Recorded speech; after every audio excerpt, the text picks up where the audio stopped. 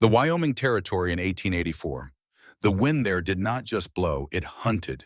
It scoured the high plains with a grit that could sand the varnish off a wagon wheel or strip the hope clean out of a man's heart.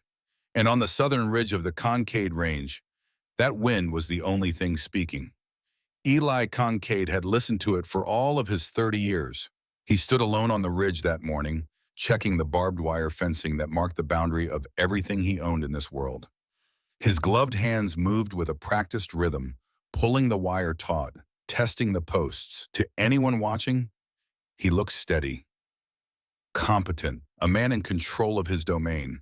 But inside, Eli Concord was terrified.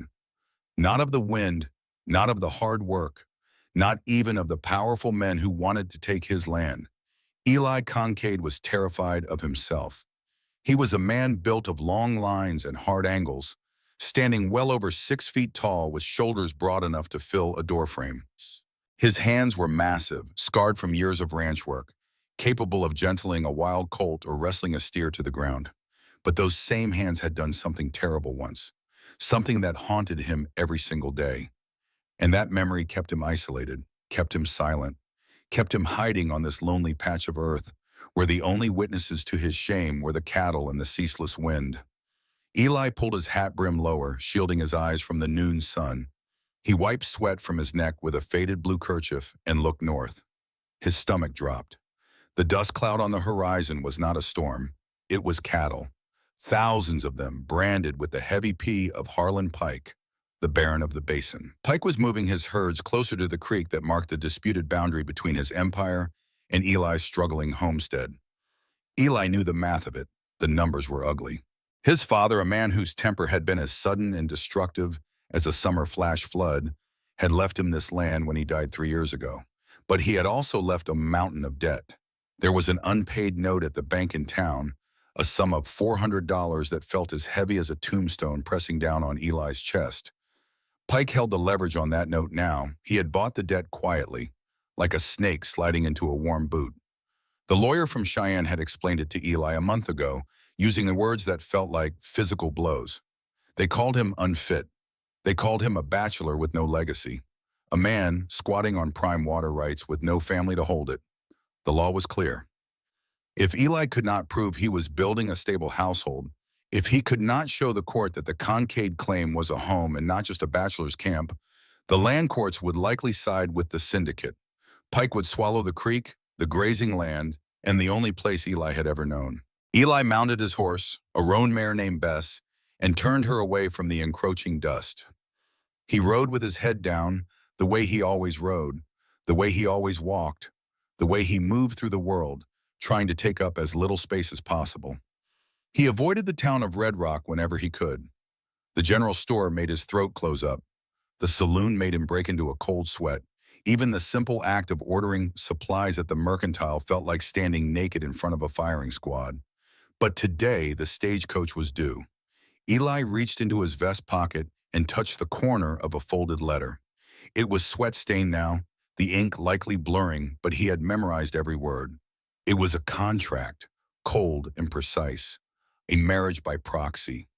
He had sent the money he could barely spare to a service in Tucson, a desperate gamble made in the deep silence of a winter night when the loneliness and the fear had become too much to bear. He needed a wife. The law required a household. The shame of it burned him hotter than the sun. Here was a man who could gentle a wild colt without a rope, a man who could track a stray steer through 3 days of hard shale country, a man who could survive blizzards and droughts and everything the Wyoming Territory threw at him. But the thought of speaking to a woman made his throat close up like someone had wrapped a fist around it. He flinched at raised voices. He walked into the general store sideways, trying to make himself invisible. He had not had a real conversation with another human being in months. And now he was riding to meet a stranger who had agreed to marry him for nothing more than a ticket out of the borderlands. By the time the roofs of Red Rock broke the horizon, the sky had turned on him. The relentless sun was swallowed by a bruised purple bank of clouds rolling in from the mountains.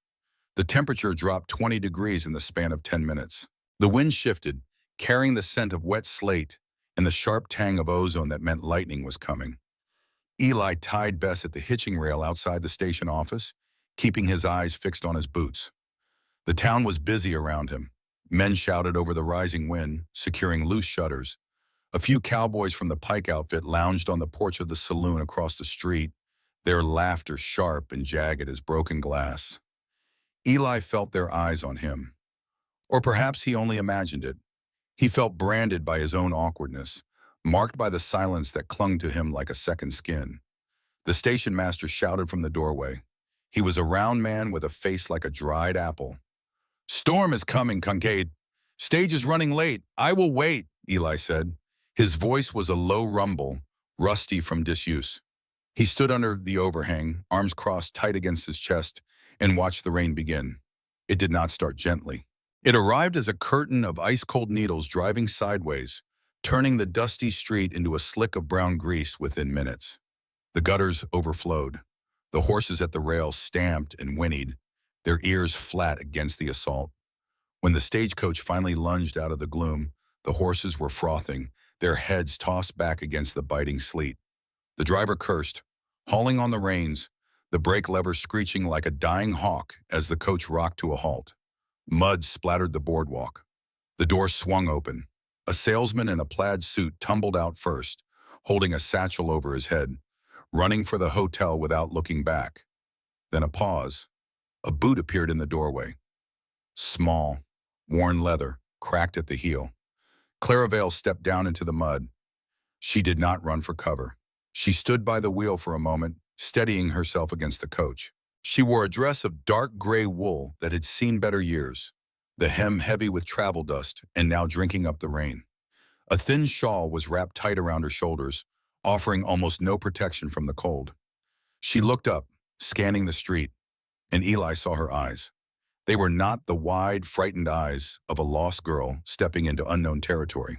They were the sharp, darting gaze of a hawk searching for a snake, calculating, assessing, measuring every shadow, every doorway, every man on the street.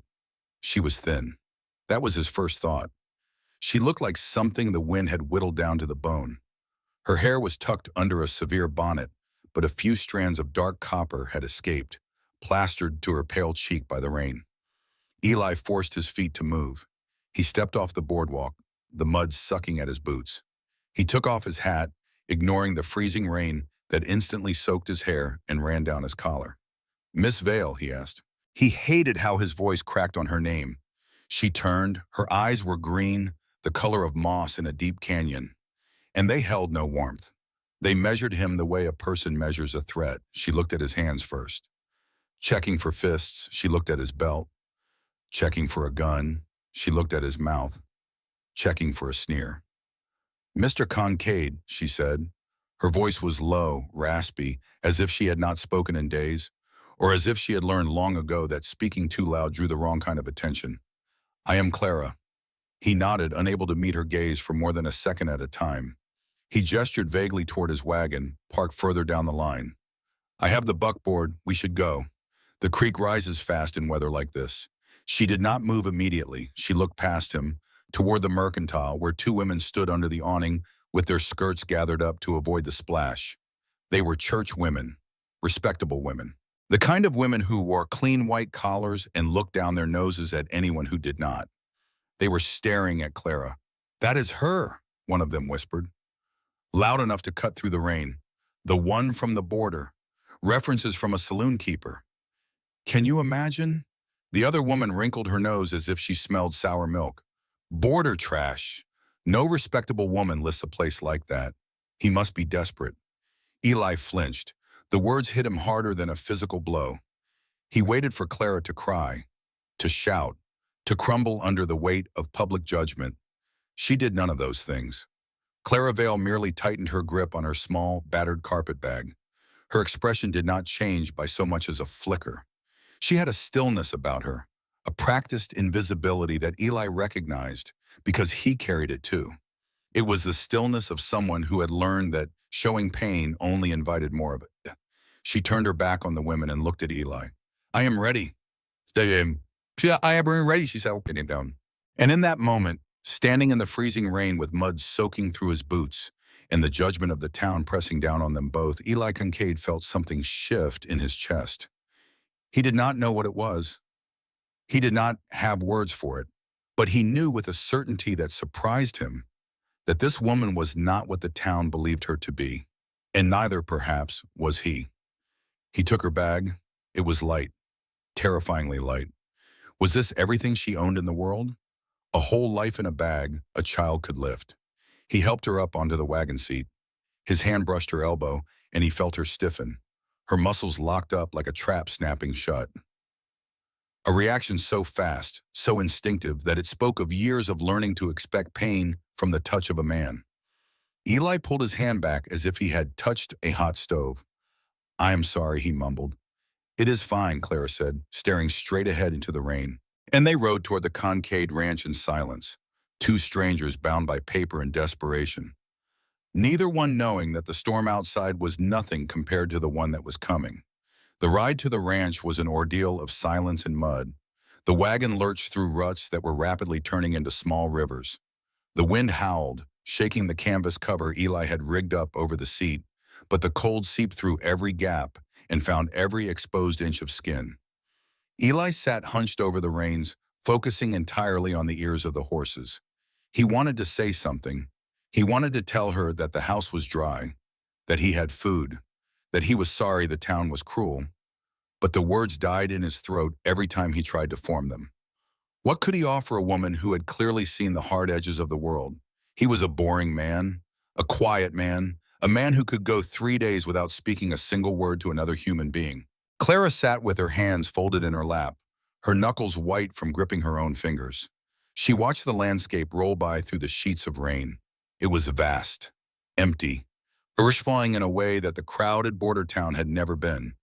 In the border town there had been noise, people, the constant crush of humanity pressing in from all sides.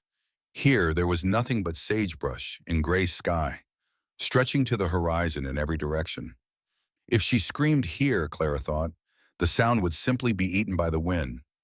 No one would hear, no one would come. She looked at the man beside her from the corner of her eye, careful not to turn her head enough for him to notice. He was large, broad-shouldered. His hands on the reins were massive, scarred, capable of terrible things. But he had not looked her in the eye since the station. Was he angry? Was he disgusted by what he had bought? Clara had learned to read men by the way they held their liquor and the way they used their hands. This man held the reins with a gentle touch. He did not whip the horses when they stumbled in the mud.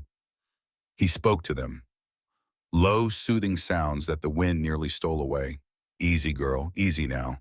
Watch your step there." That was good, Clara told herself. A man who was gentle with animals might be gentle with a wife. Or perhaps it was a trick. The quiet ones were sometimes the worst when the door was closed. She had learned that lesson the hard way. They arrived at the homestead as the last of the daylight bled out of the sky, leaving a bruise of indigo over the western hills. The ranch house was small, a simple structure of weathered timber and stone, huddled against a rise in the land for protection from the north wind. A barn stood nearby, dark and leaning slightly to one side. A windmill creaked in the gusting breeze. It was not much, but it was solid. It looked like it had stood here for decades and would stand for decades more. Eli pulled the wagon up to the porch. "We are here," he said. His voice sounded strange in the silence after so many hours of nothing but wind and rain.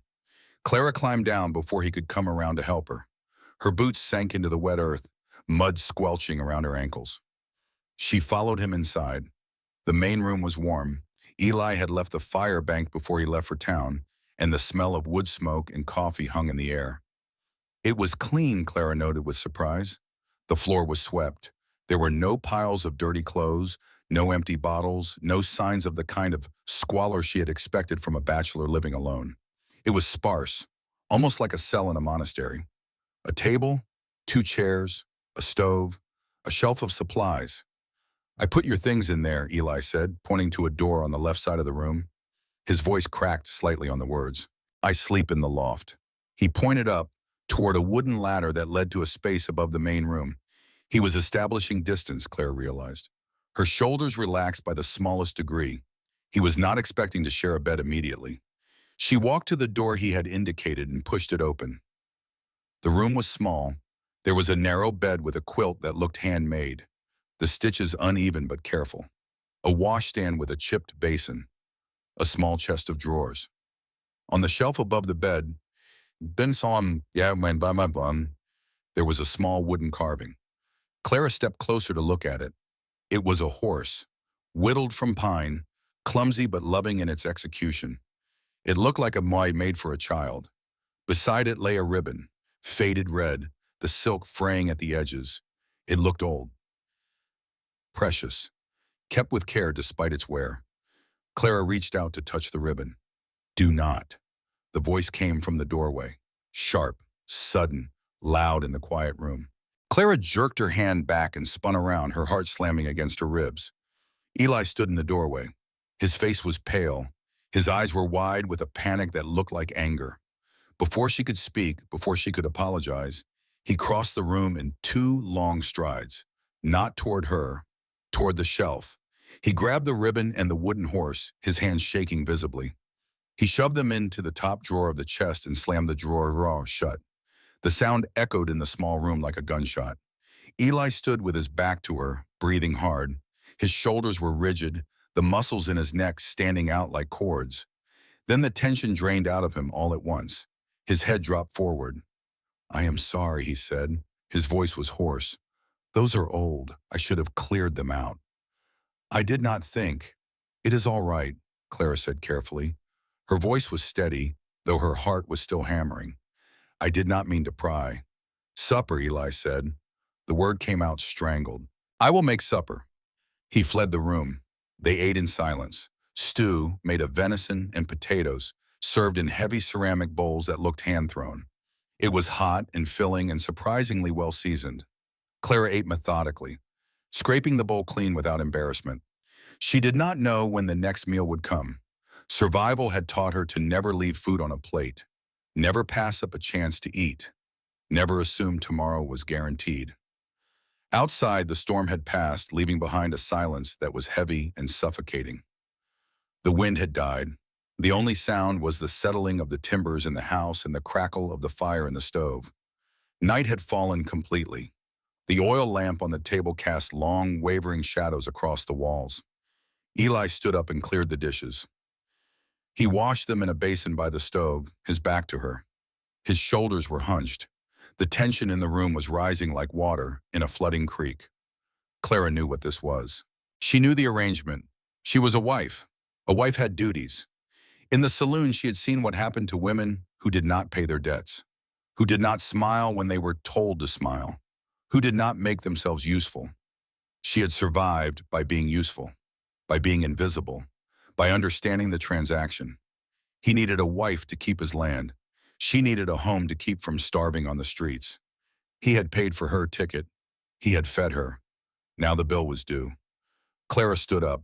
Her legs felt weak, but she forced them to hold her weight. She walked to the center of the room and squared her shoulders. Mr. Kincaid. Eli turned from the basin, wiping his hands on a towel. He looked exhausted. He looked like a man who wanted to run out the door and keep running until he hit the ocean.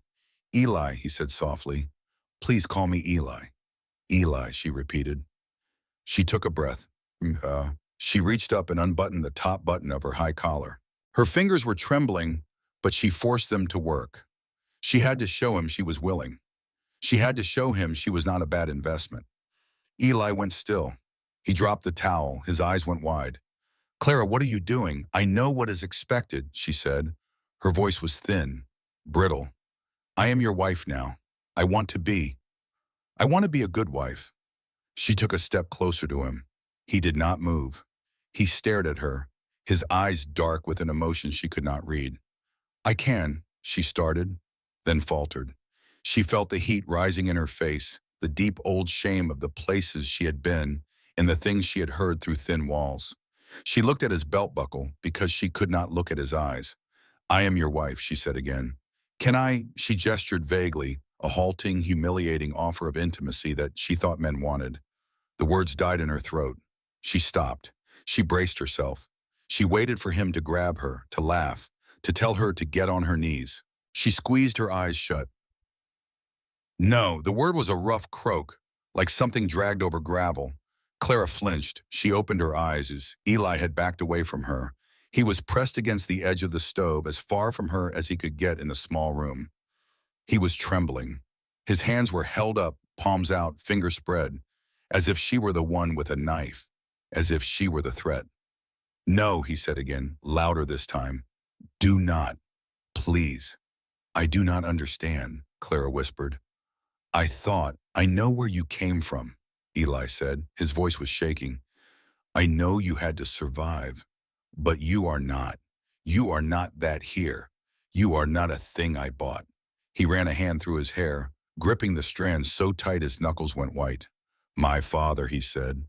The words seemed to tear themselves out of him. He took what he wanted. He was a man who thought the world owed him everything, including the women in his house. He looked at her then, and the raw vulnerability in his face took her breath away. "I am not him. I swear to you, Clara, I am not him." He was terrified, Clara realized, but not of her. He was terrified of himself, terrified of the potential for cruelty that lived in all men, terrified that if he touched her, he would become the monster his father had been. "I will not touch you," he said. His voice dropped to a fierce whisper. "Not until you choose it. Not until you want it. If that takes a year or 10 years or forever, you are safe here. Do you understand? You are safe." Clara stood frozen in the middle of the room. Kindness was a foreign language. Cruelty she understood.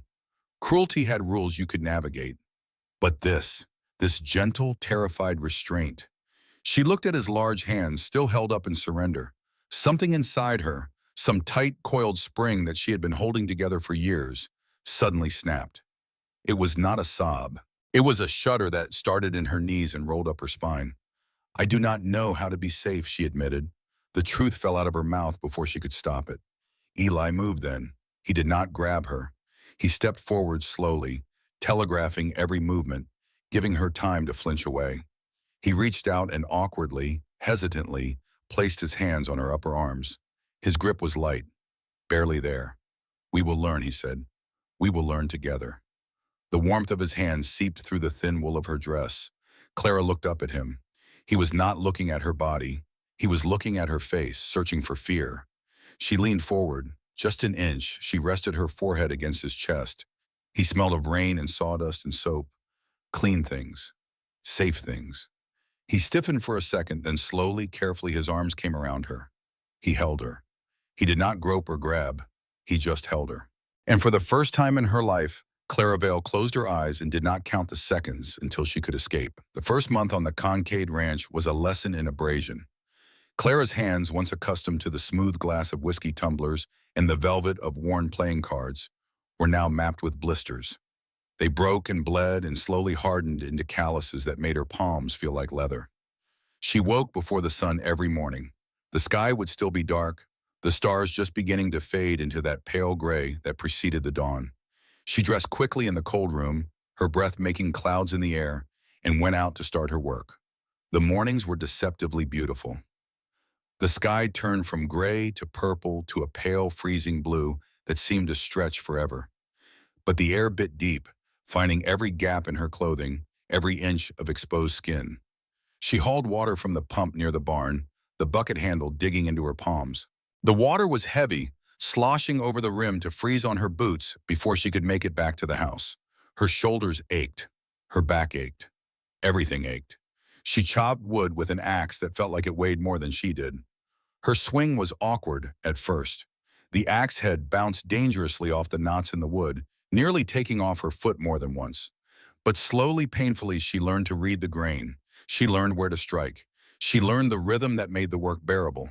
The landscape was brutal in ways she had not expected. One afternoon, a dust storm rose up like a solid wall of copper, blotting out the sun and turning the noon sky to midnight in the span of minutes. Clara had been caught near the chicken coop gathering eggs. The grit filled her nose and mouth, blinding her, choking her. She dropped to her knees, covering her head with her arms, and waited for it to pass. The wind screamed around her like a living thing. The dirt scoured her skin through her clothes. When the wind finally died, she stood up. She shook the dust from her skirts. She finished gathering the eggs. She refused to complain. To complain was to admit weakness, and in her experience, weakness attracted predators. Eli watched her. He did not hover. He was not constantly at her elbow, checking on her, monitoring her work. But he was always there, on the periphery of her vision, a presence she was aware of even when she could not see him. He taught her with a quiet patience that unnerved her deeply. In the border town, men taught with shouts, with the back of a hand. If you did something wrong, you were punished. You learned through pain and fear. Eli was different. One morning in the barn, Clara was saddling the mare for a ride out to check the fence line. She had watched Eli do it a dozen times, had memorized the steps, but her hands were clumsy with the unfamiliar straps and buckles. "You are cinching it too tight," Eli said from behind her. Clara jumped. She dropped the leather strap and backed up against the stall door, her breath hitching in her chest. She waited for the reprimand, for the sharp words or the sharper hand. Eli stood by the mare's shoulder a few feet away. He did not look at Clara. He ran a hand down the horse's neck, gentle and slow. "If you pinch her skin under the cinch, she will buck," he said. His voice was calm, conversational, as if they were discussing the weather. "She is not mean, just sensitive, like most of us, I suppose." He gestured for Clara to step forward. "Here, slide your fingers under the girth. If you can fit 2 fingers flat between the strap and her belly, it is right." Clara stepped closer, her heart still hammering. She reached out with trembling fingers and slid her hand between the warm horsehide and the stiff leather strap. Eli's hand was inches from hers. He did not grab her. He did not correct her posture or adjust her grip. He simply waited. "It fits," she whispered. "Good," Eli said. He nodded once, a small motion of approval. "You have a gentle touch, Clara. The animals like that." He walked away to gather the bridles from the tack wall. Clara stared at his back. His patience felt like a trap. No man was this patient unless he was saving up for something, unless the kindness was a mask for a truly terrible explosion waiting to happen. She kept her guard up. She watched his hands. She watched his eyes. She waited for the concave temper she had heard rumors about in town. But the days bled into weeks, and the explosion did not come. Instead, the tension shifted to the town. They needed supplies, flour, coffee, nails for the fence repairs that seemed endless. The ride into Red Rock was stiff and silent. Eli sat high on the wagon seat, his eyes scanning the horizon as if expecting an ambush. Clara sat beside him, her spine straight, her hands folded in her lap with her knuckles white from gripping. When they walked into the mercantile bar, the conversation in the store died like a fire doused with water. The silence was a physical thing.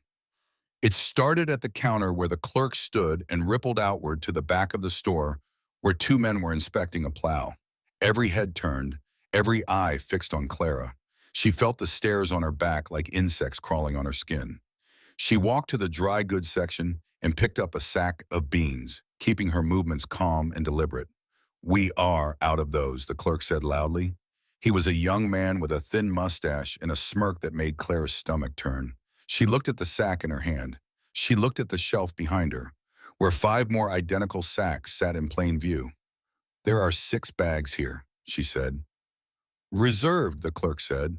He looked over her shoulder at someone behind her, and his smirk widened. "All of them. For paying customers." "My husband's money is legal tender," Clara replied. Her voice was calm, pitched low. She did not sound angry. She sounded bored. It was a tone she had perfected in the chaotic nights of the saloon, a tone that said, "You cannot touch me. We do not serve saloon trash here." A woman's voice cut through the air like a slap. Clara turned. Mrs. Gable stood by the fabric bolts, holding a length of blue calico. She was the banker's wife, a pillar of the community. Her dress was expensive, her hair perfectly styled, her expression dripping with righteous disgust. "My husband says it is a disgrace," Mrs. Gable continued, her voice rising so the entire store could hear, "bringing a woman like that into a decent community, parading her around like she is respectable." Clara opened her mouth to respond, but before she could speak, Eli appeared at her elbow. He did not shout, he did not posture or puff out his chest. He simply took the sack of beans from Clara's hand and placed it on the counter in front of the clerk. Then he looked at the young man. Eli was not the tallest man in Red Rock. He was not the strongest or the richest or the most powerful. But standing there in the cramped space between the counter and the shelves, he seemed to take up all the air in the room. "Ring it up," Eli said. "I told her," the clerk started. "Ring it up." Eli's voice was a low rumble, like rocks grinding together deep underground, like the sound a mountain makes before it decides to fall on you. The clerk's smirk disappeared. He swallowed hard. His hands shook as he reached for the cash register. He rang up the beans without another word. Go. He took the coins Eli placed on the wood and did not meet anyone's eyes. Outside, as they loaded the supplies into the wagon, Clara let out a breath she felt she had been holding for an hour. "You did not have to do that," she said. "I have been called worse things by better men." Eli paused, his hand resting on the wagon wheel. He looked at her, and his dark eyes were troubled in a way she did not understand. "You are my wife, Clara. They do not get to speak to you that way. They speak the truth, Eli." Clara looked away toward the saloon down the street, where the tinny sound of a piano drifted out through the swinging doors. "I worked where men drank. I poured the whiskey. I smiled when they wanted me to smile. That is who I was. It is not who you are. You do not know who I am," she snapped. The frustration that had been building for weeks finally bubbled over, spilling out before she could stop it. She turned to face him fully, her hands clenched at her sides. "I saw a man die, Eli. In that place. I saw a man shot dead for spilling a drink. And I watched the sheriff arrest the boy who swept the floors because the shooter bought the law a round of drinks afterward." Her voice cracked, but she pushed through it. "I learned that truth does not matter. Only power matters. You fighting a clerk for a bag of beans does not change that." Eli looked at her for a long moment. The wind picked up, tugging at her bonnet and swirling dust around their feet. "Maybe not," he said, finally, "but I will not let them starve us out." That night, the silence in the cabin was different than it had been before. It was heavy with the weight of things almost said, words that hovered in the air between them, waiting for someone brave enough to speak them. Eli sat by the fire, mending a tear in one of Clara's work gloves. He used a thick needle and heavy thread, his large fingers moving with surprising delicacy. Clara stood at the stove, stirring a pot of stew. She watched him from the corner of her eye. "My father," Eli said suddenly into the quiet. His voice was rough, like he had to drag each word up from somewhere deep and painful. Clara stopped stirring. "He was a loud man," Eli continued. "He did not look up from the glove. He liked to hear his own voice, and he liked the sound of his fist hitting things." Clara's hands tightened on the wooden spoon. "He used to hit my mother," Eli said, "not when he was drunk, when he was sober. He liked the control, liked seeing the fear in her eyes." The fire crackled. The wind moaned outside. "One day when I was 16, he raised a shovel to her. She had let the fire go out in the stove. That was her crime. A cold kitchen." Eli pulled the thread tight, bit off the end with his teeth.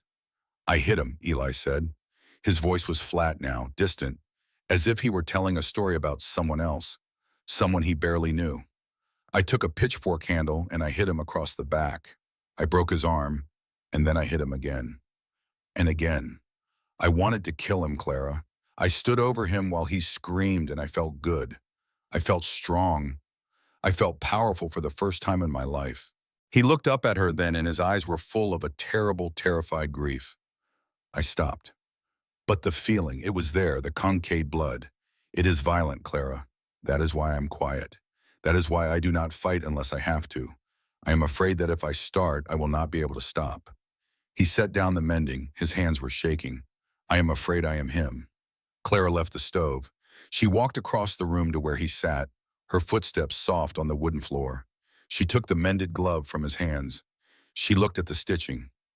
It was neat and even and strong, the work of a man who took care with small things. "A man who is afraid of his own violence is not a monster," Clara said softly. She met his eyes and held them. "A monster does not care." She put the glove on. It fit perfectly. "Thank you," she said. Eli nodded. He could not speak around the tightness in his throat. He went outside to check the horses, and Clara watched him go through the window. The moonlight caught his broad shoulders as he crossed the yard, and she thought about what he had told her. He was not his father. She was certain of that now. But she was equally certain that Harlan Pike would not stop until he had taken everything they had. And when that day came, she wondered if Eli's restraint would hold, or if the Kincaid blood would finally demand its due. The attacks began 3 nights later.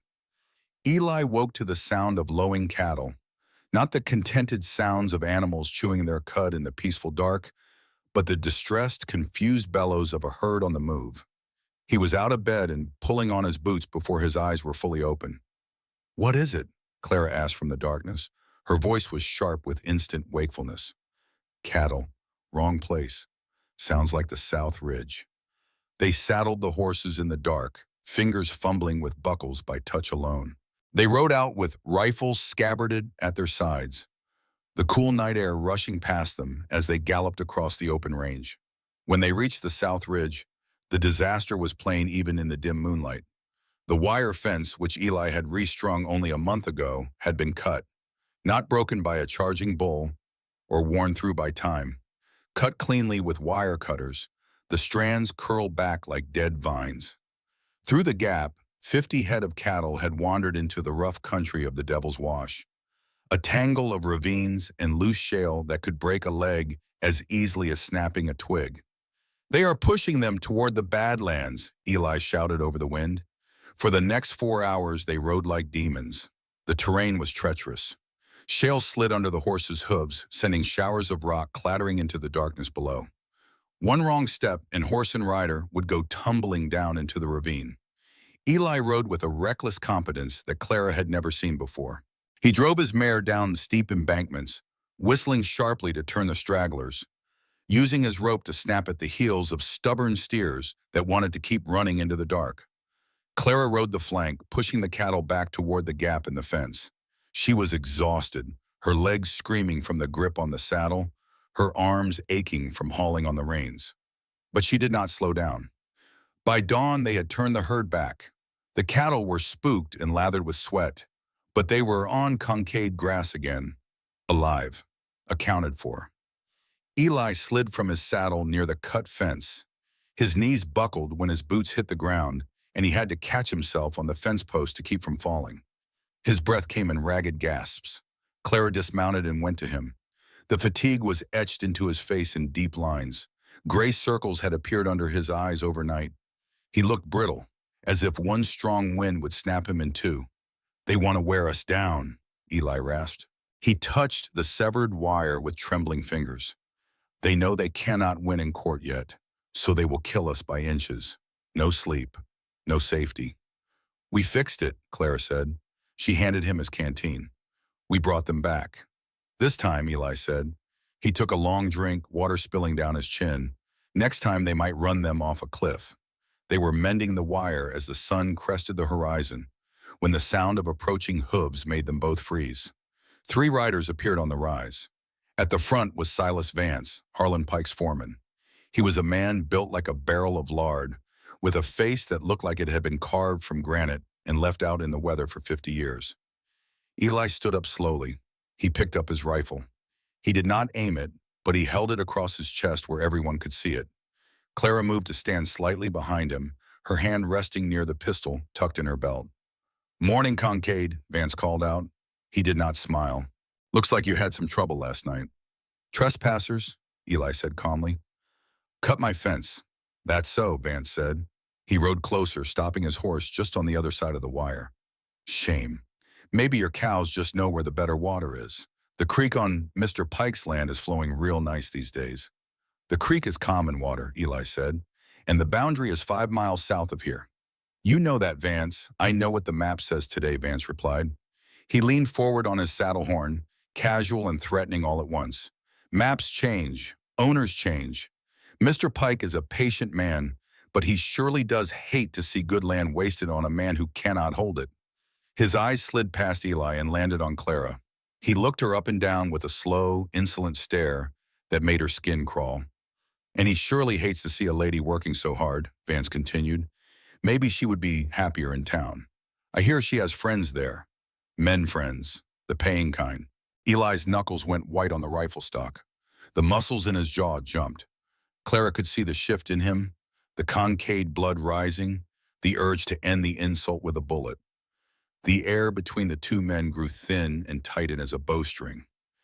"Get off my land," Eli said. His voice was not loud, but it vibrated with a deadly frequency that made even the horses nervous. Vance chuckled. He turned his horse in a lazy circle. "I am on the public road, neighbor. Just passing through.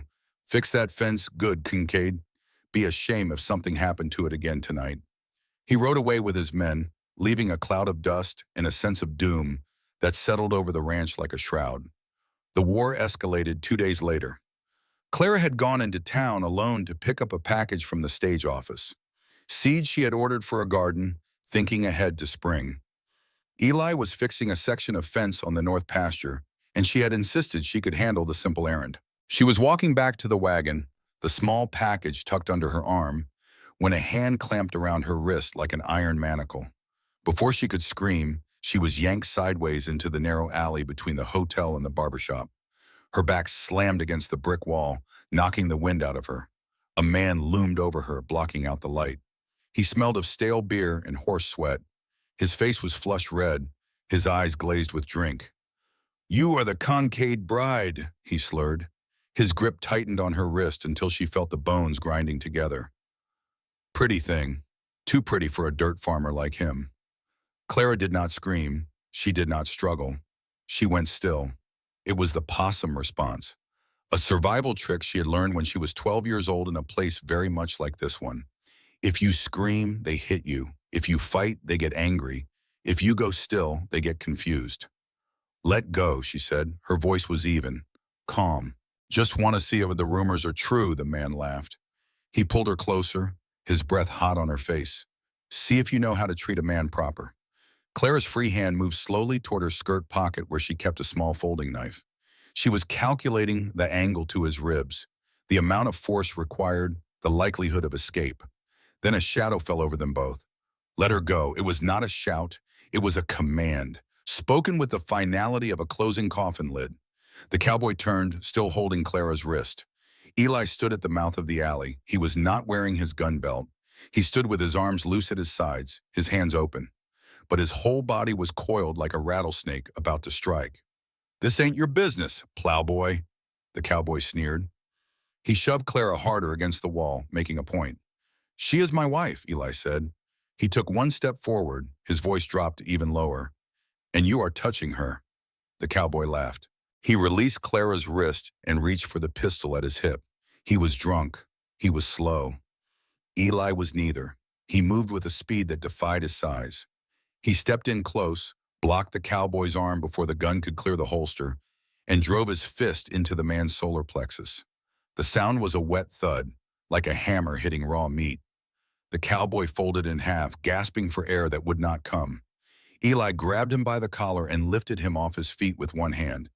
He slammed the man against the brick wall and held him there, feet dangling. Eli's face was inches from the cowboy's nose. His eyes were not the eyes of the quiet rancher Clara had come to know. They were black, empty, filled with a rage so intense the air around him seemed to crackle with it. "If you ever," Eli whispered, "ever look at her again, I will not stop at your stomach. Do you understand me?" The cowboy nodded frantically, his face turning purple from lack of air. Eli dropped him. The man collapsed to the ground, retching in the dirt. He scrambled away on hands and knees, crawling toward the street. Eli turned to Clara. He was breathing hard, his chest heaving. His hands were shaking, but when he looked at her, the rage vanished from his eyes. It was replaced by something else, something that looked like horror. He looked down at his own hands as if they belonged to a stranger. "Did he hurt you?" Eli asked. His voice cracked. "No," Clara said. She stepped away from the wall, brushing dirt from her dress. They drove home in silence. Eli pushed the horses hard, his jaw clenched so tight she could see the muscle jumping under his skin. When they reached the ranch, he jumped down from the wagon and began unhitching the team with frantic, jerky movements. "Eli," Clara said, climbing down after him. "I almost killed him," Eli said. He did not turn around. "I wanted to. I wanted to snap his neck. I could feel it, Clara. The blood. The Kincaid blood." "But you did not," Clara said. "You stopped." "I am dangerous," he said. He finally turned to face her, and his eyes were wet with unshed tears. You should not be here. You should not be with a man like me. I cannot protect you the right way. I am just like my father. I am just like... Stop it! Clara's voice rang out sharp and clear. It was the first time she had ever raised her voice to him. Stop pitying yourself, she said. She stepped into his space, close enough to touch. You are nothing like him. You protected me. I should not have to, Eli shouted back. You should be safe. You should be in a house where men do not grab you in alleys. I brought you here to this war. I am using you to keep my land, and it is going to get you hurt. I can handle ugliness, Clara yelled. I have handled worse than a drunk cowboy. I am not glass, Eli. I am not some porcelain doll you put on a shelf. I am here. I am your partner. They stood chest to chest in the cold twilight, breathing hard. The anger hung between them, sharp and electric. I know you are not glass, Eli said. His voice dropped to a whisper. But I want you to be soft. I want you to have peace. I hate that you have to be hard to survive me. Clara looked at his face, the lines of worry, the gray at his temples, the love beneath the fear. He was not trying to control her, she realized. He was not trying to own her or break her. He was trying to protect her, and he was failing, and it was breaking his heart. She reached up and took his face in her hands. His skin was rough with stubble, warm despite the cold wind. I am not surviving you, Eli, she said softly. I am choosing you. She pulled his head down. She did not ask permission. She did not hesitate. She kissed him. It was tentative at first, a question asked with lips instead of words. Eli stood frozen for a heartbeat, his arms hung rigid at his sides. Then a sound escaped his throat, something between a groan and a oh. He wrapped his arms around her waist and pulled her against him, lifting her clean off her feet. He kissed her back with a desperate, starving intensity that made her dizzy. It was not the polite kiss of strangers. It was the kiss of a man who had been lonely for 30 years. A man who had never believed anyone could want him. And in that moment, standing in the dust of their besieged ranch with enemies closing in from all sides, Clara Vale stopped being a stranger. She became his, and he became hers. Later that night, after the fire had burned low and the moon had risen high and white over the plains, Clara lay awake in the dark. Eli was asleep beside her, her one arm thrown heavily across her waist, anchoring her to the bed. His breathing was deep and even, the breathing of a man who had found a few hours of peace after weeks of tension. She felt different, changed in some fundamental way she could not name. She felt seen, but there was something she had to do, something she had been putting off since the day she arrived. Clara slipped out from under his arm, careful not to wake him. She padded across the cold floor on bare feet, her nightgown swirling around her ankles. Her trunk sat in the corner of the room. She had not opened it since the first day, when she had unpacked her few dresses and hung them on the pegs by the door. Now she knelt before it and ran her fingers along the seam at the bottom. There was a hidden compartment there, a false bottom she had constructed herself years ago, when she had learned that a woman in her position needed places to hide things. She pressed the hidden catch and the panel came loose. Inside lay a small bundle of papers tied with string. Letters, documents, evidence. She pulled out the top letter and unfolded it carefully. The ink was faded, the paper brittle with age. But she knew every word by heart. It was from Sarah. Sarah, who had been like a sister to her in the border town. Sarah, who had shared her room and her bread and her dreams of escape. Sarah, who had been brave enough to do what Clara had been too frightened to do. Sarah had found a ledger, a black leather book hidden in the office of the saloon where they worked. A book that documented payments, bribes, names and dates and amounts that added up to a fortune in blood money. And one name appeared more often than any other. Harlan Pike. Sarah had written it all down. She had copied the key pages. She had planned to take the evidence to a federal marshal, to blow the whole rotten operation wide open. 2 days later, Sarah was dead. A stray bullet in a bar fight, the sheriff said. A tragic accident. But Clara had been there. She had seen the man who started the fight. She had recognized him. He was on Pike's payroll. Clara looked at the papers in her hands. Then she looked at Eli, still sleeping peacefully across the room. She had proof. Not enough to convict, maybe, but enough to start a fire. Enough to bring questions that Pike would not want to answer. But if she used it, if she brought this into the light, Pike would stop at nothing to silence her. She folded the letter and put it back. She closed the hidden compartment and sat there in the dark, thinking. She would not hide it forever. But for tonight, she would let him sleep. The peace did not last. 3 days later, the town held its annual Founders' Day celebration, a picnic in the town square with fiddle music and dancing and speeches about the bright future of Red Rock. Eli said they had to go, a social obligation. If they wanted to maintain their standing as a legitimate household, if they wanted the courts to see them as respectable landowners, they had to be seen in public. Clara understood the logic. She hated it, but she understood. She wore a dress of dark blue that she had altered to fit her slender frame. She held her head high as they walked through the crowd, even as the whispers started. The whispers were louder this time, and then a man stepped out of the crowd. He was older, with a scarred face and eyes that looked like something dead floating in dirty water. His smile was cruel as a knife. "Well, well," the man said. His voice carried over the fiddle music. "If it isn't Clara. Or should I say Red?" Clara's blood turned to ice. She knew this man. Looking Glass Saloon. 5 years ago, a customer she had tried to forget. "I wondered where you ran off to," he said. He looked around at the crowd that was gathering, drawing out the moment. "Folks, you got a celebrity in your midst. This here is the finest entertainment the border ever produced." He grinned, showing yellow teeth. "Cost me $2 for an hour." Did nod at Red, and she was worth every penny. The crowd gasped. The whispers turned into open murmurs. The churchwomen nodded at each other, their suspicions confirmed at last. Eli's hand dropped from Clara's arm. He took a step toward the man. "Eli, no," Clara hissed. She grabbed his sleeve. $2, the man laughed. "Tell me, Con Katie, you get a discount for the wedding ring." Eli went white, not red with anger, a deathly, terrible white, like all the blood had drained out of his face. Clara stood there with the sun beating down on her, feeling the judgment of the town settle over her like a burial shroud. She saw the churchwomen nodding. She saw the men smirking. She saw everything she had tried to build in this place crumbling around her. She looked at Eli. He was not looking at the man anymore. He was looking at her. And in that moment, with the whole town staring and the lie of her respectability shattered on the ground between them, Clara Vale wondered if love was enough to survive the truth.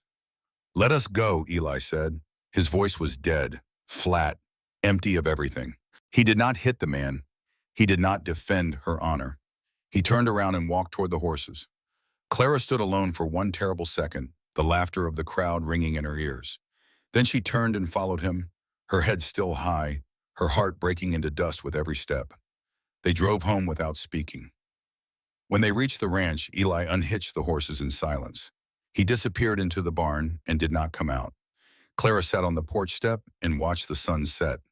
The sky turned red, then purple, then black. Finally, she heard his footsteps behind her. She did not turn around. The porch boards creaked as he sat down beside her.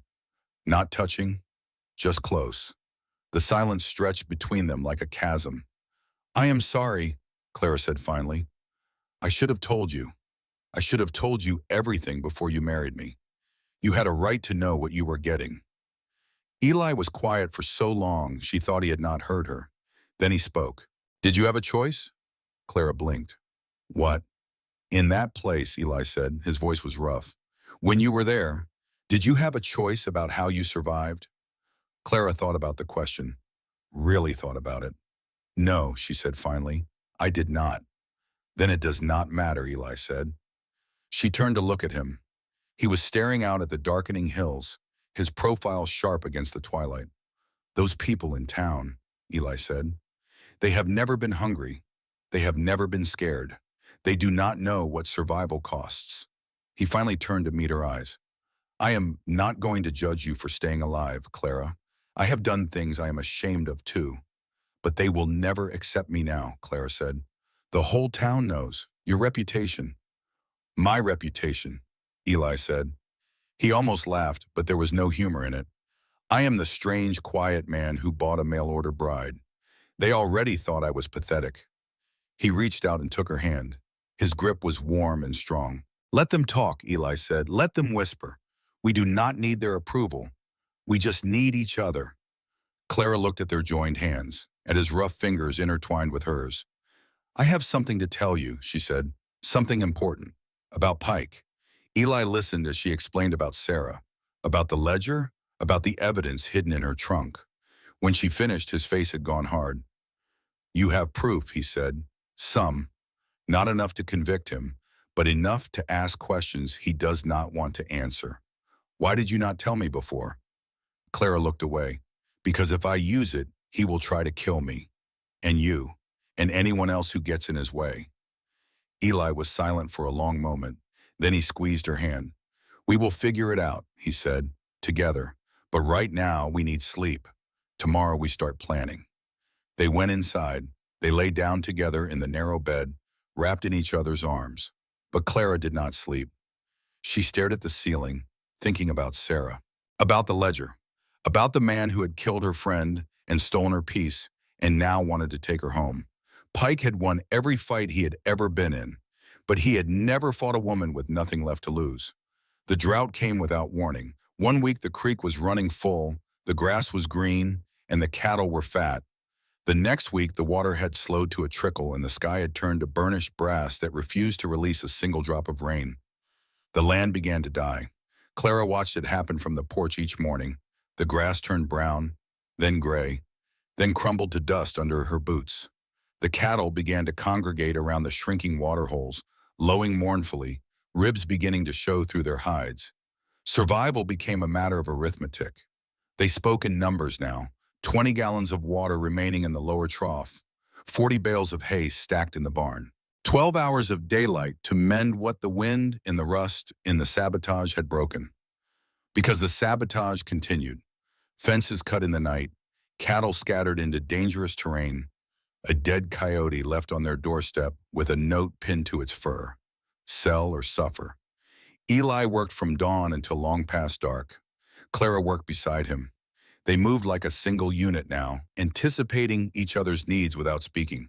When they rode out to check the herd, they rode stirrup to stirrup. When they slept back to back, taking turns keeping watch. The loneliness that had once felt peaceful now felt like a siege. The escalation came on a Tuesday. Clara had walked down to the creek to wash the dust from the laundry. It was only a quarter mile from the house, hidden behind a line of cottonwood trees that provided blessed shade from the relentless sun. She was scrubbing a shirt against the washboard, the cold water numbing her fingers, when the birds in the trees suddenly went silent. Clara straightened. She wiped her hands on her apron. She listened. The rustle came from behind her. She spun around, reaching for the small knife she now carried in her pocket at all times. But she was too slow. A rope hissed through the air. A lasso loop dropped over her shoulders and tightened instantly, pinning her arms to her sides. She was jerked off her feet and dragged through the gravel and mud. Rocks tore at her dress and scraped her skin. She kicked. She twisted. She fought the rope. But the man on the other end was strong. She was hauled up against the trunk of a cottonwood tree. The rope wound around her again and again until she was pinned like an insect on a card. A man stepped out of the brush. He wore a mask, a simple bandana pulled up over his nose, hiding everything but his eyes. They were hard and flat and completely indifferent. "This is a warning," the man whispered. He stepped close. He smelled of tobacco and horse sweat. He pulled the rope tighter, and Clara felt the rough hemp burning into her neck. "Tell your husband to sell," the man said. "Tell him the next time the rope goes over a branch, not around your arms." He drew a knife. Clara stopped breathing. She stared at his eyes, waiting for the end. Instead, he brought the knife up and slashed it across her forearm. Shallow but long, a line of bright red blood appeared on her sleeve. "Sell," he hissed. He shoved her hard against the tree, loosened the rope just enough for her to slump to the ground, and vanished into the brush. Clara lay there for a moment, gasping. Then she scrambled up. She grabbed the knife she had dropped, and she ran. When Eli saw her stumble up the porch steps, he dropped his tools and sprinted across the yard. He caught her as her legs gave out. "Clara." He saw the blood on her sleeve. He saw the angry red welts circling her neck where the rope had been. His face went terrifyingly blank. "Who?" he asked. "Masked," Clara gasped. "One man, down by the creek. He said to sell. He said next time the rope goes over a branch." Eli did not speak. He helped her inside. He sat her down in a chair. He cleaned the cut on her arm with gentle, trembling hands. He put a cold compress on her throat. Then he stood up. He walked to the gun cabinet. He took out his Winchester repeating rifle. He took out the heavy Colt revolver. He began to load them both, his movements mechanical and precise. "Eli," Clara said. He did not answer. He shoved cartridges into the loading gate of the rifle. Click, click, click. The sound was deafening in the quiet room. "Eli, look at me," Clara said. He turned. His eyes were not the eyes of the man she loved. They were the eyes of a stranger. Cold, empty, filled with a singular murderous purpose. "I am going to kill them," he said. His voice was flat.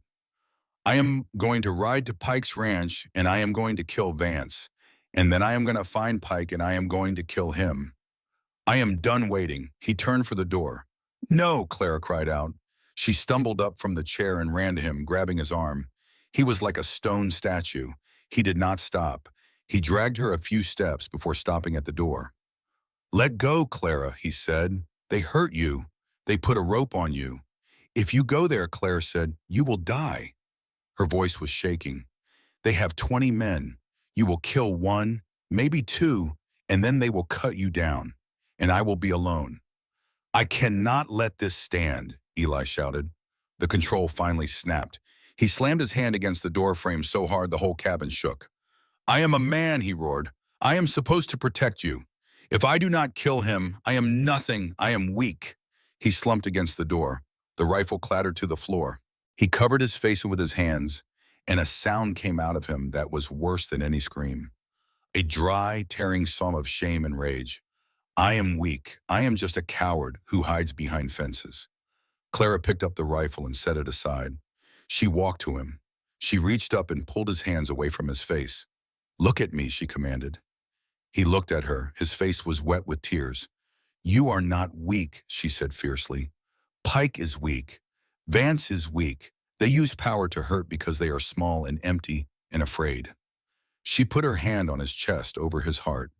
"You," she said, "you have the power to kill, and you choose not to. That is not cowardice, Eli. That is the hardest thing a man can do." She pressed her forehead against his. "You did not become him.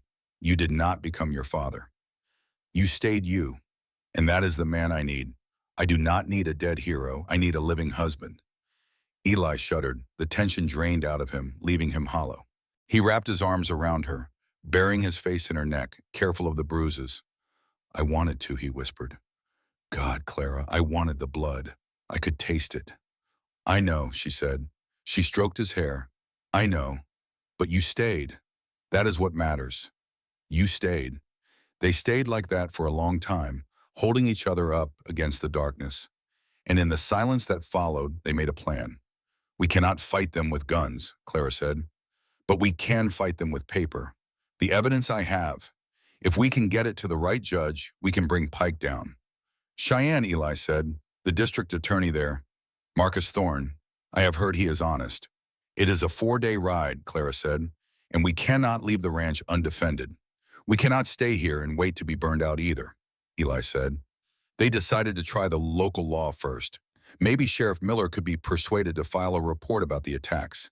Maybe he was merely incompetent rather than corrupt. They were wrong. Eli rode into town the next morning to file a complaint. He returned 3 hours later with his face gray. Miller would not take the report, Eli said. He sat down heavily at the kitchen table.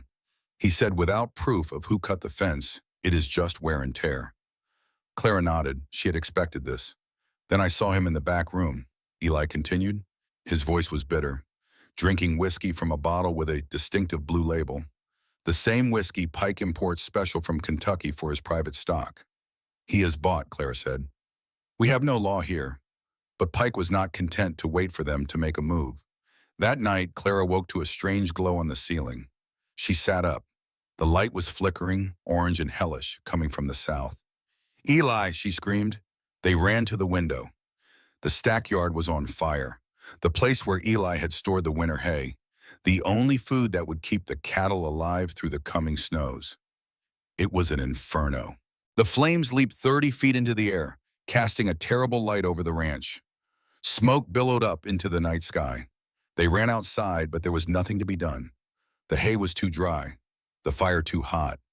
They could only stand there and watch it burn. The hay, Eli whispered. His voice was hollow. It is all gone. Without the hay, the herd would starve before January. The bank would foreclose on the loan. The ranch was effectively dead. Pike had not just sent a warning this time. He had started the countdown. Eli turned from the flames. His face was no longer afraid. It was cold and clear, stripped of all doubt. "Get the letters," he said. "Pack the saddlebags. We ride for Cheyenne tonight." The journey to Cheyenne took 3 days through country that seemed determined to kill them. They rode hard, pushing the horses to their limits. They camped in hollows and gulches, sleeping back to back under a canvas tarp, taking turns watching for riders on the horizon. When they finally rode into the city, Clara felt like she had been beaten with sticks. Cheyenne was bigger than Red Rock, louder and dirtier. Coal smoke hung in the air. The streets were crowded with people who did not know them, did not care about them, did not whisper about Clara's past. It was almost a relief. They found the office of Marcus Thorne, the district attorney, in a brick building near the courthouse. Thorne was not what Clara expected. He looked like a man who had not slept in a week. His vest was unbuttoned, his sleeves rolled up, his gray hair standing up in tufts as if he had been pulling at it. But when they explained why they had come, his eyes sharpened.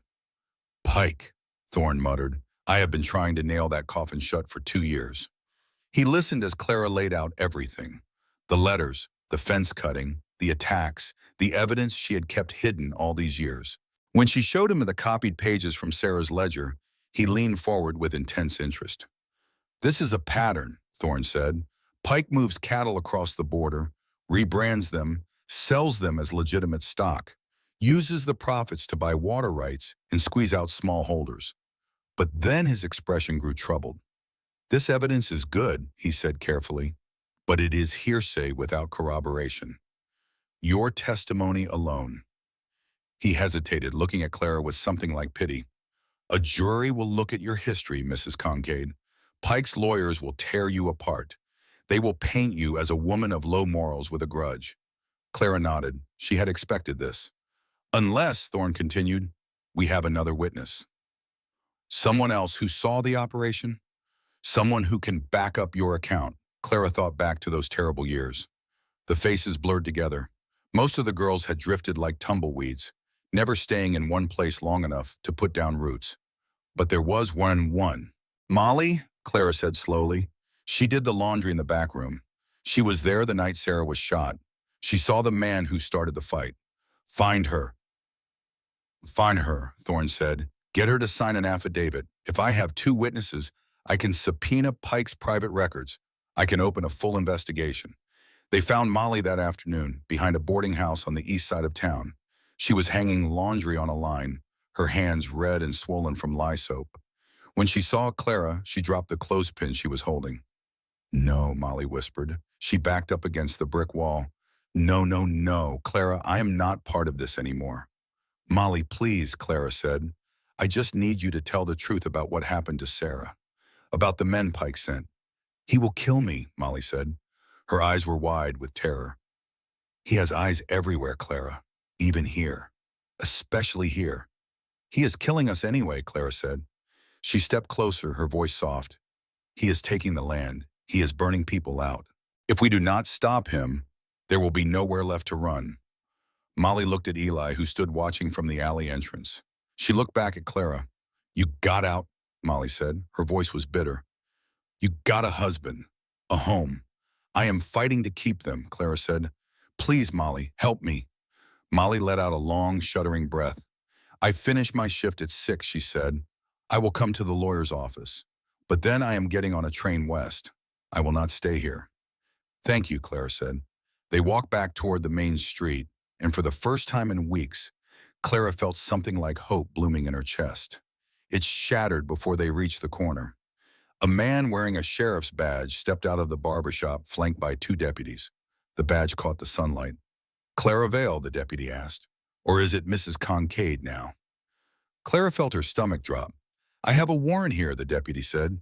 He held up a folded piece of paper, issued out of Red Rock this morning. Wired over the telegraph. He smiled. It was not a friendly smile. The charge is grand larceny, theft of a diamond brooch from a Mr. Silas Vance. That is a lie, Clara said. Her voice shook. I have never stolen anything. Tell it to the judge, the deputy said. He reached for her arm. Eli's hand dropped to his hip, where his revolver should have been. But he had left it at the hotel. He had not wanted to walk into the lawyer's office armed. The two deputies behind the leader put their hands on their weapons. Eli, no, Clara said. She grabbed his arm before he could do something foolish. They are framing you, Eli said through gritted teeth. If they take you, you will never make it to a hearing. Something will happen, an accident. If you fight them, Clara said, they will shoot you down right here and then I hang for sure. Eli stood on the precipice. His whole body was rigid with the need to fight. But he looked at Clara. He looked at the guns pointed at him. And he stepped back. I am innocent, Clara said. She held out her hands for the cuffs. I will face the magistrate. The deputy smirked and snapped the iron shackles around her wrists. Right this way, honey. The jail cell was cold and smelled of vomit and despair. Clara sat on the narrow cot and waited. Eli had gone for Thorne. Within an hour, the lawyer arrived with a sheath of papers and a grim expression. They are moving fast, Thorne said. They want a preliminary hearing now. Today. They want to discredit you before you can testify against Pike. Can you stop it? Eli asked. I can represent her, Thorne said. But the judge is a hard man. He hates vice. The courtroom was packed when they brought Clara in. Word had spread that a fallen woman was on trial, and the gallery was full of men who wanted to watch her squirm. She wore her travel-stained gray dress. Her wrists were raw from the shackles. But she held her head up as they led her to the witness stand. The prosecutor was a slick man from Denver. Pike's money, Clara knew. Pike's creature. He did not ask about the brooch. He asked about her past. Is it true, Miss Vale, he said, pacing in front of her like a cat playing with a mouse, that you worked at the Looking Glass Saloon in the border town of Tucson? Yes, Clara said. And what were your duties there? Did they involve hospitality? He smiled. Comfort for weary travelers. The gallery snickered. I served drinks, Clara said. And for a price, the prosecutor said, his voice rising. Did you offer other comforts? Objection, Thorne shouted. Relevance. It goes to character, Your Honor, the prosecutor said smoothly. A woman who sells herself will certainly sell a lie. The gallery laughed. The sound crashed over Clara like a wave. She gripped the rail of the witness stand. She wanted to disappear. She wanted to sink through the floor and never be seen again. She looked at Eli. He was sitting in the front row. He was not looking at the floor or the prosecutor or the laughing crowd. He was looking at her. His eyes were fierce, full of love that saw past the dirt and the shame and the accusations. He nodded. Just once, a tiny motion. Stand, the gesture said. Fight, Clara took a breath. I survived, she said. Her voice rang out clear and strong. The laughter died. I did what I had to do to eat, Clara said. She looked directly at the prosecutor. I lived in a place where men like you came to do things they would not do in front of their wives. I saw their secrets. I saw their cruelty. She turned to the judge. I did not steal a brooch. But I saw Harlan Pike steal a life. I saw his men shoot a girl named Sarah because she found evidence of his crimes. The courtroom had gone silent. I am not here to hide who I was, Clara said. I am here to tell you who he is. The judge peered at her over his spectacles. He looked at the prosecutor. He looked at the papers on his desk. This warrant is suspicious, he said finally. The evidence is thin. However, the accusation against Mr. Pike is grave. You claim there is a ledger. Yes, Your Honor, Clara said. Sarah found it. It lists bribes and payments and stolen cattle. Where is this ledger now? Pike has it, Clara said. Or he destroyed it. The judge frowned. I cannot issue a ruling on a missing book. I will recess this hearing until tomorrow morning.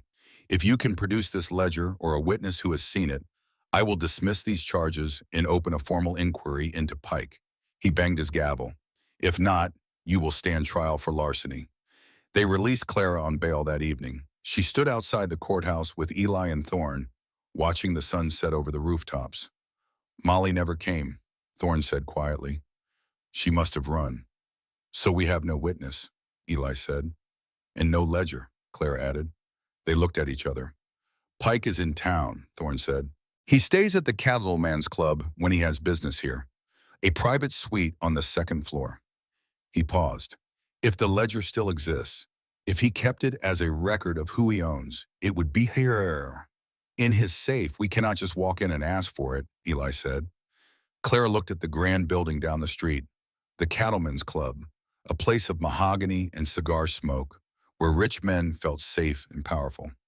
No, Clara said slowly, we cannot ask. She looked at her hands, the hands that had learned to pick locks and move through rooms without making a sound. But I know how to get into rooms where men think they are safe. They waited until midnight. The streets were empty, save for the occasional drunk stumbling home. The gas lamps flickered, casting pools of yellow light between patches of deep shadow. Clara and Eli made their way to the alley behind the Cattleman's Club. The service entrance was locked, but Clara had not forgotten the skills she had learned in her former life. A hairpin, a small knife, 10 seconds of patient work. The lock clicked open. Stay here, Clara whispered. Watch the door. If anyone comes, whistle. I am coming with you, Eli hissed. You are too big, Clara said. You walk like a rancher. I walk like a ghost. She slipped inside before he could argue. The kitchen was dark, smelling of stale grease and cold coffee. She moved through the shadows, her feet silent on the floorboards. Up the back stairs, down the hallway, dimly lit by a single gas sconce. Counting the doors. Suite A. She pressed her ear to the wood. Silence. The lock was harder than the service entrance. Her hands were sweating. She wiped them on her dress and tried again. Click. She slipped inside. The room was opulent. Heavy velvet curtains, a 4-poster bed, a massive desk covered in papers. And in the corner, a large iron safe. Clara moved to the safe. It was locked with both a key and a combination. She could not pick it. She searched the room. The desk drawers, the hollowed-out book on the shelf. Under the mattress? Nothing. Then she saw the jacket hanging on the chair by the window. Pike's dinner jacket, left out for the valet to brush. She patted the pockets. Her fingers touched cold metal. A key on a chain. She went to the safe. The key fit the outer lock. She held her breath and turned it. The heavy door swung open. Inside, stacked among bundles of bushy and legal documents, was a black leather book. Clara grabbed it. She opened it to a random page. Judge Holloway, $500, January 1884. Sheriff Miller, $200, monthly. Got you, she whispered. The door to the hallway opened. Clara spun around, the ledger clutched to her chest. Harlan Pike stood in the doorway.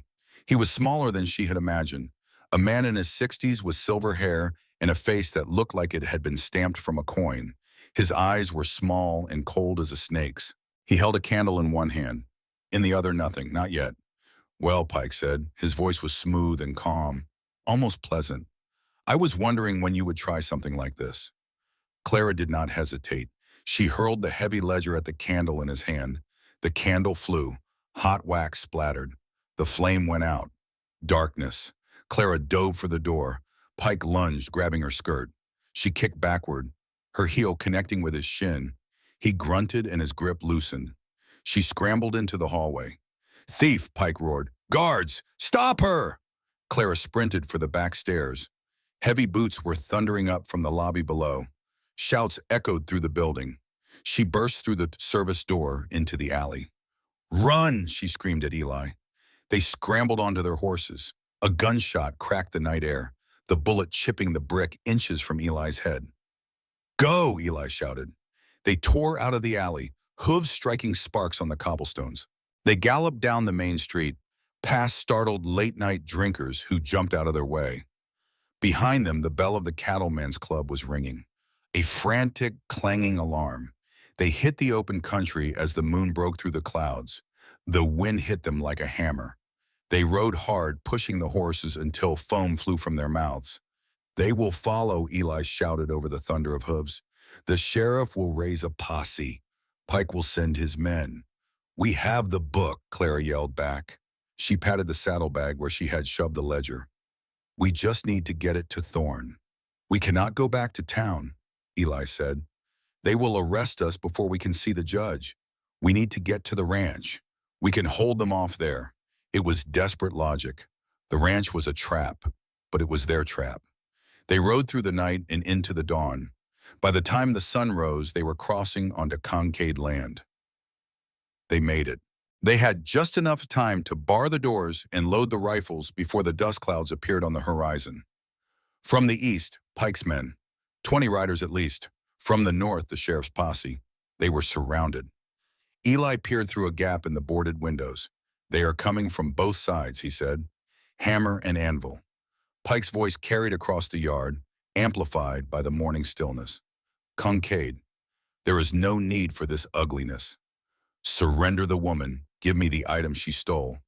Do that and you keep your land. You have my word." "Your word," Eli shouted back, "is worth nothing. Think about it, son." Pike's voice shifted to mock concern. "You are a rancher. You belong here. Do not throw your life away for a saloon girl who is dragging you down. Send her out. She will get a fair trial." Inside the dark house, Clara leaned against the wall. The words seeped into her like poison. She looked at Eli. "He is right," she whispered. "If I go out, if I give them the book, you survive. You keep the ranch." "No," Eli said. He did not even turn around. "I am poison to you," Clara said. "Look at what I brought to your door. Violence, death, ruin." Eli finally turned. He crossed the room in 3 strides and took her face in his hands. "Before you came here," he said fiercely, "I was not living. I was hiding. I was waiting to die. You woke me up, Clara. You gave me something worth fighting for." He kissed her forehead. "If you walk out that door, you take my life with you. I would rather die here with you than live 100 years alone." Clara stared at him. The shame that had defined her for so long cracked under the weight of his certainty. "Okay," she breathed. "We stay." "Pike!" Eli shouted through the window. "Go to hell!" Pike sighed theatrically. He turned to the sheriff. "Do your duty." "Open fire," the sheriff shouted. The world exploded. Bullets slammed into the walls, punching through the timber. Glass shattered. Splinters flew like shrapnel. Eli fired back, working the lever of his Winchester with deadly rhythm. Crack, clack, crack, clack. Clara crouched behind the overturned table with the shotgun. She watched the door. When a shadow fell across the crack of light at the bottom, she pulled the trigger. The buckshot blew a hole through the door panel. A scream of pain came from the other side, followed by the sound of a body tumbling down the steps. "They are flanking," Eli shouted. "Watch the back." Clara ran to the bedroom. The window boards were bowing inward. Someone was using a sledgehammer. She fired through the wall. The hammering stopped, but there were too many of them. For every man they drove back, 2 more appeared. A bullet tore through Eli's sleeve, leaving a line of blood. He did not stop firing. Then suddenly the shooting changed. It was still loud, still chaotic, but it was not directed at the house anymore. It was directed away from it. Shouts of confusion erupted from the yard. "Hold fire!" Pike screamed. "Hold fire!" Eli and Clara froze. "What is happening?" Clara whispered. Eli crawled to the window and peered out. His jaw dropped. A new group of riders had entered the yard from the west. They wore long dusters and carried rifles. At the lead was Marcus Thorne, the lawyer from Cheyenne. And beside him, wearing a federal marshal's badge, was a tall man with a granite jaw and cold eyes. But that was not all. Behind them rode a dozen men from Red Rock. The blacksmith, the livery owner. Men who had stood silent for months while Pike terrorized their neighbors. They held shotguns and hunting rifles, and their barrels were pointed at Pike's mercenaries. "Drop your weapons," the marshal bellowed, "by order of the United States District Court." Sheriff Miller looked at Pike, then at the marshal, then at the armed townspeople. He dropped his gun in the dirt. One by one, Pike's hired guns lowered their rifles. They were paid to fight farmers, not federal law. Pike sat alone on his horse in the center of the yard. His face was purple with rage. Thorne rode forward, waving papers. "Judge Atherton signed the order this morning. Pike, your assets are frozen pending a federal investigation into racketeering, land fraud, and murder." He paused. "The witness you thought you scared off." Molly, she did not run. She came to my office last night. Pike's eyes went wild. He looked at Thorne, at Eli, at the marshal. Then he reached into his saddlebag. He did not pull a gun. He pulled a glass bottle with a rag stuffed in the neck. Kerosene. If I cannot have it, Pike screamed, no one will. He struck a match on his saddle horn and hurled the bottle. It sailed over Eli's head and smashed against the barn. The dry timber caught instantly. A wall of flame roared up the side of the structure. The horses! Clara screamed. Eli did not hesitate. He handed her his rifle and ran toward the burning building. The barn doors were closed. The animals were trapped inside. He could hear them screaming. He reached the doors, the heat blistering his skin. He threw the latch and heaved the doors open. The horses bolted out in a wave of terror and muscle. They nearly trampled him. He dove to the side, rolling in the dirt. Pike tried to use the chaos to escape. He spurred his horse, trying to break through the line of townspeople. His horse reared at the sudden roar of the fire and threw him. He scrambled in the dust, reaching for his dropped pistol. Eli walked toward him, not running, walking, with a slow, terrible purpose. Pike grabbed the gun. He rolled onto his back and aimed at Eli's chest. Eli kicked it out of his hand. He reached down and grabbed Pike by the lapels of his expensive coat. He hauled the older man to his feet with one hand. He pulled back his fist.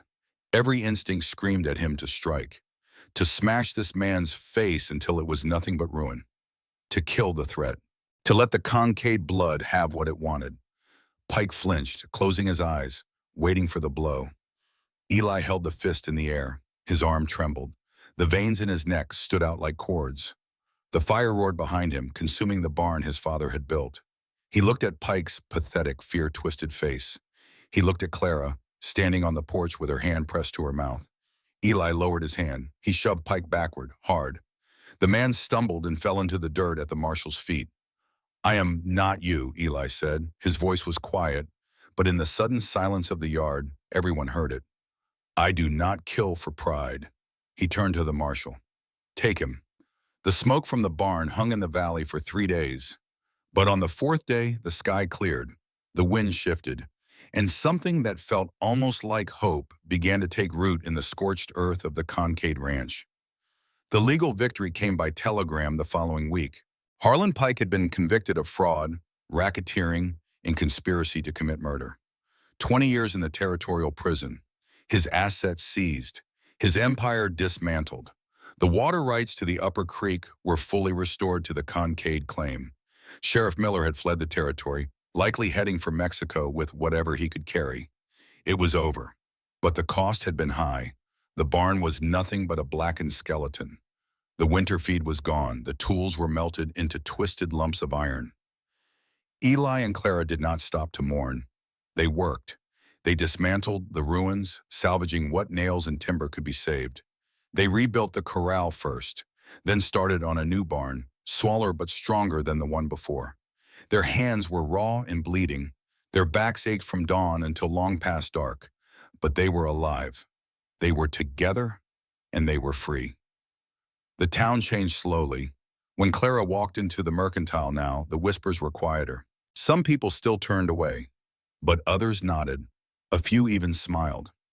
Mrs. Gable, the banker's wife who had once called Clara trash, approached her one afternoon near the fabric bolts.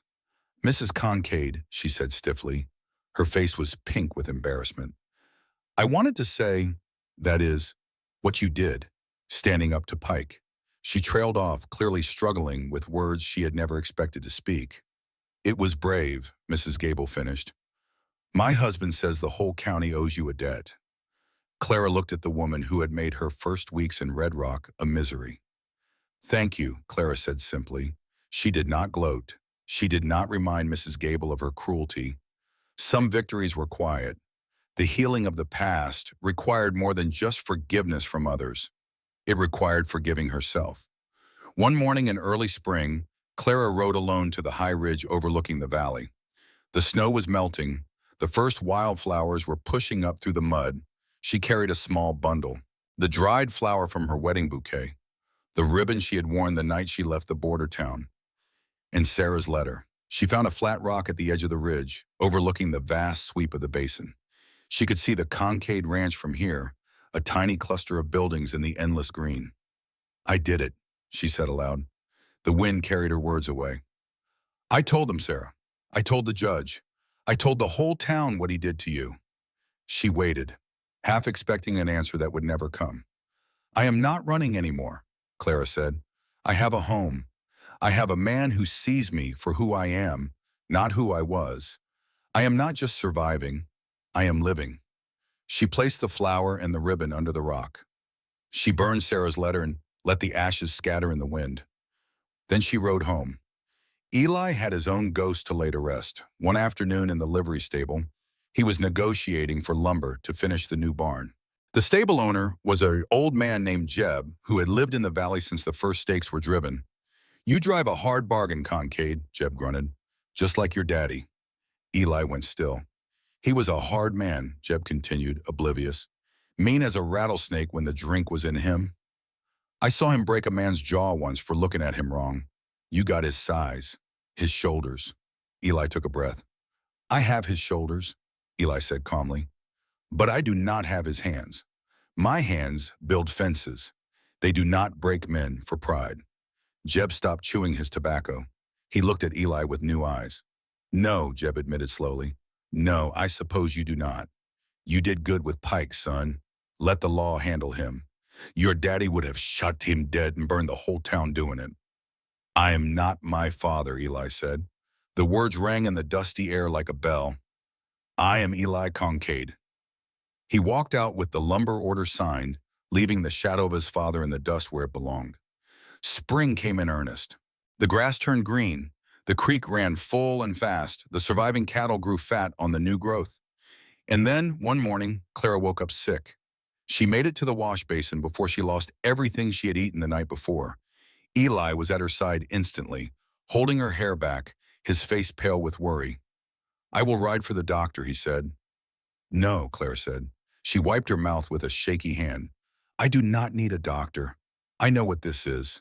She looked up at him. Her eyes were bright with tears, but she was smiling. "Eli," she said, "I am going to have a baby." The expression on his face was something Clara would remember for the rest of her life. Fear and joy and wonder and terror all mixed together in a man who had never expected to have a family. "Are you?" He could not finish the sentence. "Are you sure?" "As sure as I can be." Eli sat down heavily on the edge of the bed. He stared at the wall for a long moment. Then he began to laugh. It was a rusty sound, unused and unpracticed, but it filled the small room with warmth. "A baby," he said. "We are going to have a baby." He pulled her into his arms, careful and gentle, as if she were made of something precious that might break. "I am going to be a father," he whispered. "Yes," Clara said. She pressed her face against his chest. "And you are going to be wonderful at it." They held each other for a long time, two people who had walked through fire and found that love was the only thing that did not burn. The baby came in autumn, when the leaves on the cottonwood trees had turned to gold. They named her Sarah. She had Clara's green eyes and Eli's stubborn chin. She screamed loud enough to spook the horses and slept through thunderstorms that shook the house. She was perfect. Eli held his daughter in his massive hands and wept like a child. He looked at her tiny fingers, her perfect ears, the soft down of red gold hair on her head. "I will never hurt you," he whispered to her. "I swear it. I will never be what he was. You will only know gentleness from me. I promise." Clara watched him from the bed, exhausted but glowing. She knew he would keep that promise. The years that followed were not easy. The ranch demanded constant work. The weather was cruel. The cattle got sick. The fences needed mending. The hay needed cutting. The work never ended. But they faced it together. They hired help when they could afford it. A young man named Thomas who had a talent with horses. A widow named Ruth who helped Clara with the house and the garden. The community grew around them. Other families moved into the valley, drawn by the water rights that Pike had hoarded. The town of Red Rock grew into something almost respectable. And on summer evenings, when the work was done and the light was golden on the hills, Eli and Clara would sit on the porch and watch their daughter play in the yard. She was 5 years old now, fearless and wild, chasing chickens and climbing fences and asking 1,000 questions a day. "Tell me the story again," Sarah demanded one evening. Her green eyes were bright with curiosity. "Tell me how you and Daddy met." Clara looked at Eli. He looked back at her. How much of the truth do you tell a child? How do you explain the darkness that brought two broken people together? Your father sent for me, Clara said carefully, from very far away, because he was lonely and he needed help with the ranch. And you came on a stagecoach, Sarah said. She had heard this part before. In the rain. That is right, Eli said, the biggest storm of the year. Your mother stepped off that coach looking like a drowned cat. Clara swatted his arm. I did not. You did, Eli grinned. But you were the most beautiful drowned cat I had ever seen. Sarah giggled. And then you got married, she said, and fought the bad men and saved the ranch. Something like that, Clara said. She looked out at the land that stretched before them, the green grass, the running creek, the new barn that stood where the old one had burned. It had taken everything they had to hold on to this place. Blood and sweat and tears and more fear than she cared to remember. But it was theirs, and now it would be Sarah's. The sun was setting, painting the sky in shades of orange and pink. The first stars were appearing in the east. It is a hard country, Clara said softly. It is, Eli agreed. He reached over and took her hand. Her fingers were calloused now, strong from years of work. His were rough and scarred, but they fit together perfectly. But it is ours, Eli said. Clara leaned her head against his shoulder. She felt his arm come around her, warm and solid and safe. She thought about the woman she had been, the girl who stepped off that stagecoach in the rain, expecting nothing but more pain, more shame, more survival. She had never imagined this. A home, a husband who loved her, a child who did not know the meaning of fear. She had never dared to hope, but hope had found her anyway. I love you, Clara said. It was not the first time she had said it. She said it every day now, as easily as breathing. I love you too, Eli said. He kissed the top of her head. Sarah ran over and climbed into their laps, demanding hugs and stories and attention. And as the stars came out over the Wyoming territory and the wind whispered through the grass, the Kincaid family sat together on their porch, holding on to each other and the peace they had earned. Two survivors who had walked through fire and found that love was the only thing that did not burn.